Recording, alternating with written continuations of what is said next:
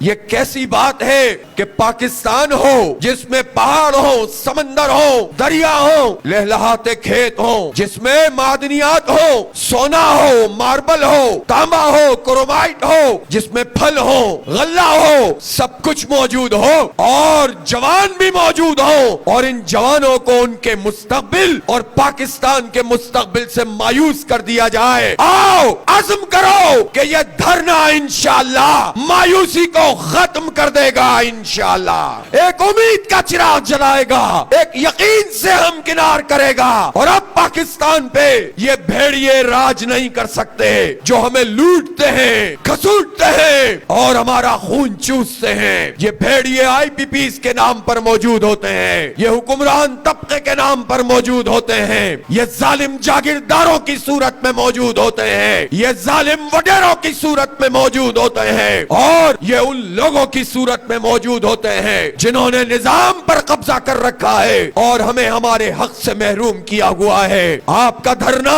بیداری پیدا کر رہا ہے۔ میں آپ کو یقین دلاتا ہوں، آپ بیٹھے مری روڈ پر ہیں، آپ دھرنا یہاں دیے ہوئے ہیں، اور پاکستان کے چپے چپے کے لوگ آپ سے امید لگا کر بیٹھ گئے ہیں۔ تو کیا ہم بجلی کی قیمتیں کم کرائے بغیر جا سکتے ہیں؟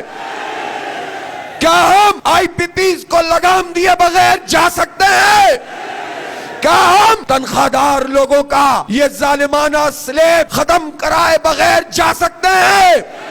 کیا ہم آٹے اور چینی اور دال اور کھانے پینے کی چیزوں اور بچوں کے دودھ پر جو ٹیکس لگایا گیا ہے، اس ٹیکس کو ختم کرائے بغیر جا سکتے ہیں؟ تو پھر یہ بتانا چاہتا ہوں حکومت کو کہ انہوں نے چاروں طرف کنٹینر لگا کے اسلام آباد کو بند کر دیا، یہاں کے شہریوں کو تنگ کیا، اور انہوں نے چاروں طرف کے راستے بند کر کے یہ سمجھا کہ جماعت اسلامی کا راستہ روکا جا سکتا ہے۔ پھر انہوں نے ایک اور سازش کی کہ کسی طرح یہ دھرنے کے لوگ جب مختلف جگہوں سے آئیں تو پھر اس کے بعد ایک تصادم پیدا ہو جائے، پولیس کو ہمارے مقابلے میں لا کر کھڑا کر دیا جائے۔ میں پولیس کے کرپٹ افسران کی بات نہیں کرتا،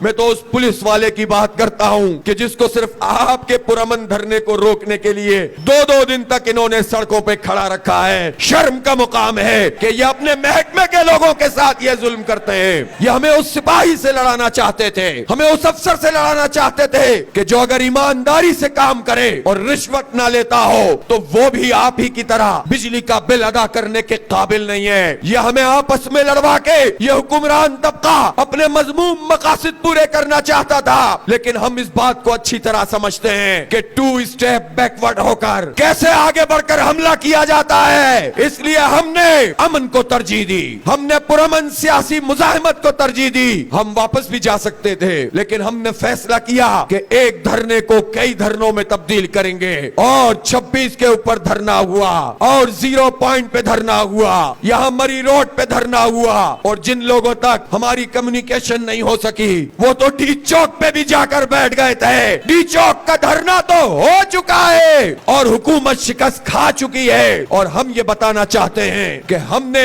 امن کو ترجیح دی ہے، ہم نے جد و جہد کو ترجیح دی ہے، اور ہم نے یہ فیصلہ کیا ہے کہ اب حق لیے بغیر واپس نہیں جائیں گے۔